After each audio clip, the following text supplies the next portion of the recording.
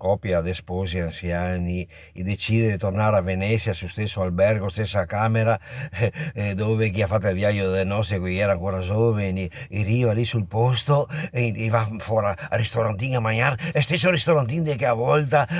bella lume di candela, e rientra in camera e lì guarda Beppo, ancora il comodino qua, ancora quel che a volta che abbiamo fatto l'amore, sì, mi ricordo, dai, spogliati e sedete solo il comodino che gliene fa una, ma non Beppo, ma le gambe a schiena non ho che fare a sentarmi lì da sola, dai, ti aiutami, allora